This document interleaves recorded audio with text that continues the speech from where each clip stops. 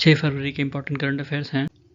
Third खेलो India winter games इस बार गुलमर्ग जम्मू कश्मीर में शुरू हुआ और ये सबसे पहली बार 2020 में शुरू किया गया था ministry of youth affair and sports द्वारा। ठीक है, इसका जो इस बार का मस्कॉट है वो स्नो लेपर्ड है। फिर है विंडफॉल टैक्स। ये एक तरह से प्रॉफिट पर, जो कंपनीज प्रॉफिट कमाती हैं उस पर टैक्स होता है और ये प्रॉफिट उनको तब होता है जब मार्केट में अचानक से डिमांड बढ़ जाती है। ठीक है, उनका उसमें कोई एफर्ट नहीं होता, उनका कोई रिसर्च नहीं होता। ठीक है, वो अचानक से डिमांड बढ़ने के कारण उनके प्रॉफिट बढ़ने लगते हैं, इसलिए कुछ गवर्नमेंट जो है उस पर टैक्स लगाती है, विंडफॉल टैक्स इसको कहते हैं। और इससे इसका उपयोग वो वेलफेयर स्कीम्स में करती हैं या अपने रेवेन्यू को सप्लीमेंट करने के लिए करती हैं या उनका जो ट्रेड डेफिसिट है उसको मतलब कम करने के लिए करती हैं।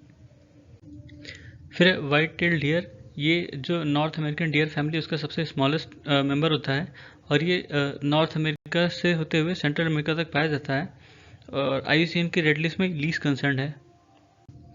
फिर डियरनेस अलाउंस। ये जो गवर्नमेंट एम्प्लॉयज़ होते हैं उनको दिया जाता है, जब इन्फ्लेशन बढ़ता है तो उस इन्फ्लेशन को काबू करने के लिए, मतलब उनको इनकम को सप्लीमेंट करने के लिए इसको दिया जाता है। ठीक है, दो तरह के होते हैं, वेरिएबल डियरनेस अलाउंस और इंडस्ट्रियल डियरनेस अलाउंस।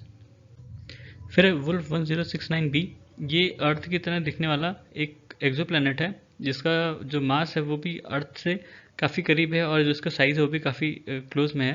ठीक है, ये एक ड्वार्फ स्टार को रिवॉल्व करता है जिसका नाम है वुल्फ 1069।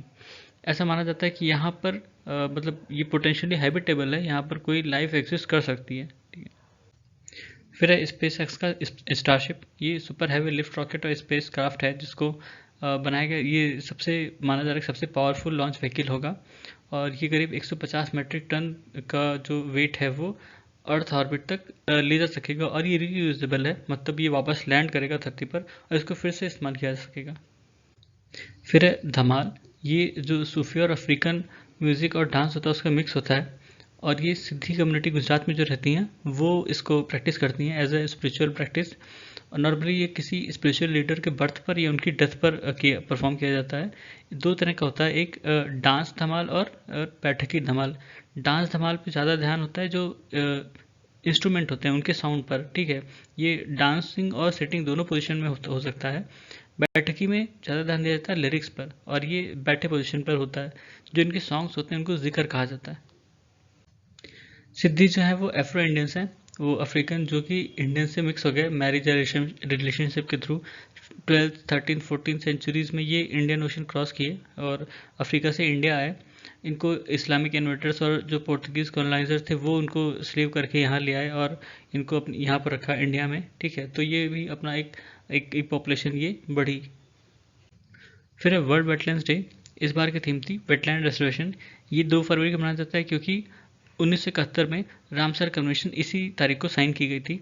इंडिया में 75 रामसर साइट्स हैं, सबसे ज़्यादा तमिलनाडु में 14, उसके बाद यूपी में 10।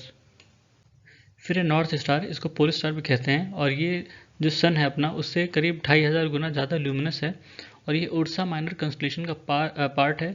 ये करीब 323 लाइट ईयर्स दूर है। ठीक है, इसको नेविगेशन के लिए इस्तेमाल किया जाता है क्योंकि हमारा जो नॉर्थ पोल है उससे ये 1 डिग्री के आसपास ही दूर है, मतलब अगर देखा जाए तो एंगल में 1 डिग्री का ही वेरिएशन मिलता है। फिर है PM कुसुम, प्रधानमंत्री किसान ऊर्जा सुरक्षा एवं उत्थान महाअभियान। इसका उद्देश्य था कि 3000 मेगावाट सोलर पावर कैपेसिटी अपने जो रूरल इंडिया है वहाँ पर 2022 तक लगा दी जाए। इसको अभी शिफ्ट करके 2026 तक कर दिया गया इस टारगेट को। ठीक है, और ये जो स्कीम है ये 2019 में लॉन्च की गई थी। इसका उद्देश्य था कि जो फार्मर्स हैं उनकी जो इनकम है इलेक्ट्रिसिटी जनरेशन के थ्रू सोलर पावर का इस्तेमाल करके जो इलेक्ट्रिसिटी जनरेट होती है उससे उनके जो सोलर पंप्स हैं वो भी चल पाएँ और जो एक्स्ट्रा इलेक्ट्रिसिटी बचती है उसको वो पावर ग्रिड को सप्लाई करके कुछ इनकम कमा सकें। ठीक है, और ये ministry of new and renewable energy द्वारा इम्प्लीमेंट की जा रही है। फिर है ऑपरेशन सद्भावना। सद्भावना का मतलब है गुडविल। सबसे पहली बार ये जम्मू कश्मीर में चलाया गया था, उसके बाद अभी लद्दाख में चलाया गया। इसका उद्देश्य होता है कि जो वहाँ पे टेररिज्म से इफेक्टेड एरियाज है वहाँ पर कुछ अच्छे काम करके, अच्छे काम मतलब जैसे स्कूल चलाना, कोचिंग देना उन लोगों को, बच्चों को।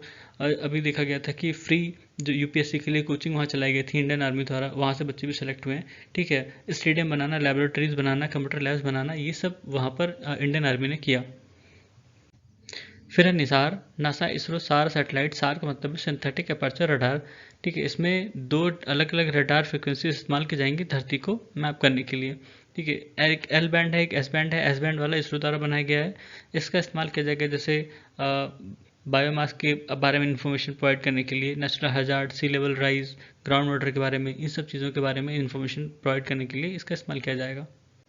फिर है ओशन कार्बन डाइऑक्साइड रिमूवल। ये ओशन सरफेस जो होती हैं वो जो एटमॉस्फेयर में कार्बन है या कार्बन डाइऑक्साइड है उसको कैसे एब्जॉर्ब करती हैं उसके बारे में है। पहला तरीका होता है कि जो एयर है वो खुद डिजॉल्व करता है ओशन सरफेस में कार्बन को। और दूसरा तरीका है कि बायोलॉजिकल डंप, जैसे कि जो एल्गी, फिशेस, वेल्स, ये सब होती हैं, इनके थ्रू जो है ये डिजॉल्व होता है ओशन में।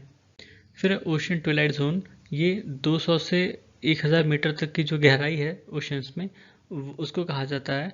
और जो वहाँ की सबसे ज़्यादा बायोलॉजिकली एक्टिव एरिया है ओशन में वो यही एरिया है। यहाँ पर जो मतलब न्यूट्रिएंट्स हैं और कार्बन है और जो न्यूट्रिएंट्स होते हैं वो सब रिसाइकल्ड होते हैं माइक्रोब्स के द्वारा। और सबसे ज़्यादा माइग्रेशन यहाँ देखने को मिलता है। जो फिशेस होती हैं वो प्लैंक्टन्स को खाने के लिए आती हैं, ठीक है, फिर वापस चली जाती हैं। तो यहाँ सबसे ज़्यादा माइग्रेशन देखने को मिलता है। और एक तरह का ये कार्बन डंप भी है, क्योंकि जो फिशेस हैं वो अपने खाने के थ्रू ये जो कार्बन है उसको एब्जॉर्व करती हैं। ठीक है, तो ये था आज हमारा करंट अफेयर्स। सुनने के लिए धन्यवाद।